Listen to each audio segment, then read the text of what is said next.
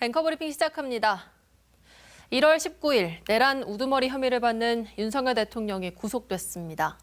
12.3 비상계엄 사태 발생 후 47일 고위공직자범죄수사처의 체포 나흘 만으로 현직 대통령 구속은 헌정사상 처음 있는 일입니다. 구속기로에선 윤 대통령은 비상계엄은 정상적인 통치 행위라고 항변했지만 법원은 윤 대통령과 변호인단의 주장을 받아들이지 않았습니다. 법원은 윤 대통령이 비상계엄을 전후해 휴대전화를 교체하고 텔레그램 메신저를 탈퇴한 점에서 증거인멸 우려를 판단한 것으로 보입니다. 그리고 19일 새벽 또 하나의 믿기 힘든 일이 벌어졌습니다.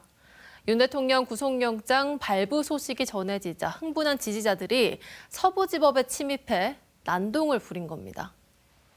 이들은 격한 욕설로 위협하면서 경찰을 밀어붙였고 기자를 폭행하기까지 했습니다. 법원 정문과 유리창을 깨부수며 난입한 지지자들은 집기와 시설물을 파손했고 출입이 제한된 법원 7층 판사 사무실까지 뒤진 것으로 드러났습니다. 법치주의 최후 보루인 법원이 폭동으로 아수라장이 된 겁니다. 그럼 이 같은 상황은 어디서부터 시작된 일일까요? 바로 윤석열 대통령과 여당이 극우 지지자만을 바라보고 손을 잡은 순간일 겁니다. 윤석열 대통령은 시위대의 친필 편지나 동영상, 변호인단을 통해 옥중 정치를 이어가고 있습니다. 여당인 국민의힘 대다수 의원들도 반성과 쇄신 대신 윤 대통령을 옹호하고 법치 질서를 부정하고 있습니다. 공수처의 체포영장 집행 당시 많은 TK 의원들을 비롯한 30여 명이 관저 앞에 집결해 항의했고 19일 새벽 폭동이 일어난 현장에서 윤상현 의원은 월담으로 체포된 이들에게 곧 훈방될 것이라며 안심시켰는데요.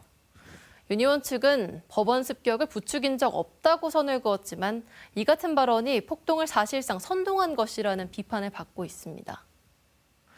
그동안 윤 대통령 측은 9차례나 이의, 기피, 체포 적부심 등을 진행하며 국면 전환을 시도했지만 받아들여지지 않았습니다. 오랜 시간 법조인으로 살아왔고 누구보다 헌법을 수호할 의무가 있는 대통령이 자신이 가진 법률 지식에 권력과 극렬 지지자를 총동원해 처벌을 피하려는 법꾸라지로서의 모습만 드러냈습니다. 대통령이 수사기관과 법원 결정을 끊임없이 부정하고 있고 갈등의 조정자 역할을 해야 할 정치권은 오히려 극단적인 대결을 부추기면서 탄핵 정국은 더 혼란한 모습입니다. 이렇게 돌이켜보면 좋을 것 같습니다. 대통령이 왜 이런 결정을 했을까?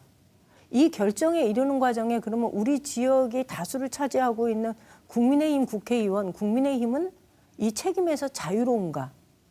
아니라는 겁니다. 대통령이 계엄을 선포하기 전까지 있었던 일련의 과정들을 보면요. 그런 징후는 굉장히 많았어요.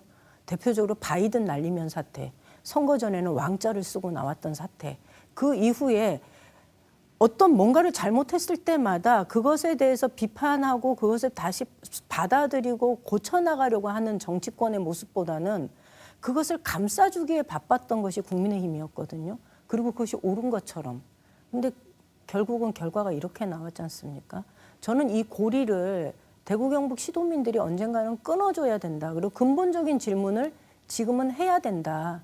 보수가 어떻게 되어야 국민들로부터 지지받고 대한민국의 이 성장을 끌어내는, 견인해내는 보수 본연의 가치를 발휘할 것인가에 대해서 근본적인 질문을 할 단계가 되었다고 봅니다.